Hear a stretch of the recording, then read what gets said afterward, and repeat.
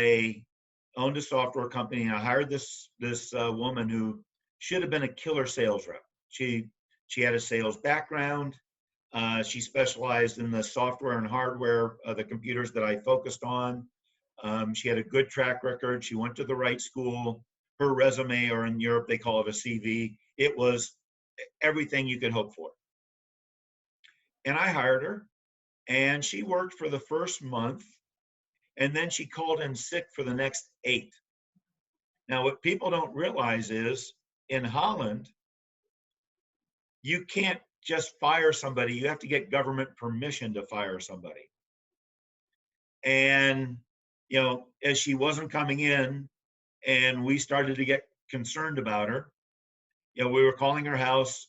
Nobody was answering. Went by her house. Nobody was there.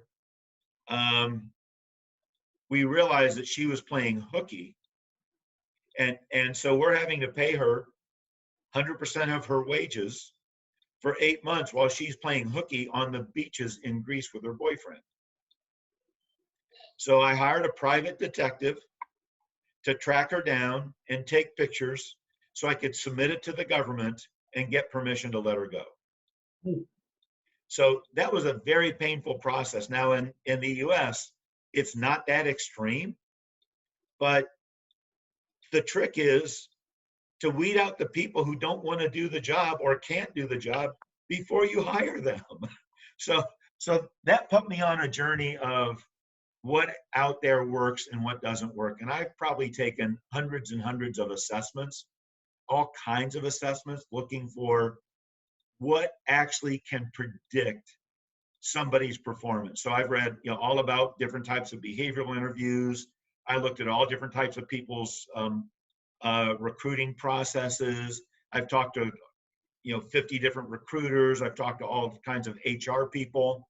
And this has been 28 years of trial and error and research and gross mistakes to come up with and collaborate with other people on what we see really works. And that's why I dug into the science of, well, what does science know? Because what was amazing was, as we researched this, it's very clear that science knows what to do.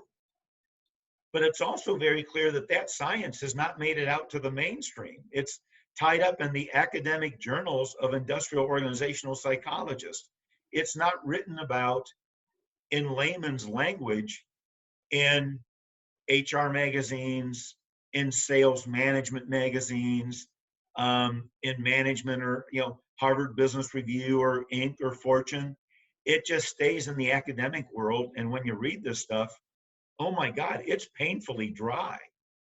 No wonder it doesn't make it out to the mainstream. But yeah, I've been on a search for what works, because getting the right salesperson makes all the difference in the world of you being able to hit your quota and your performance numbers.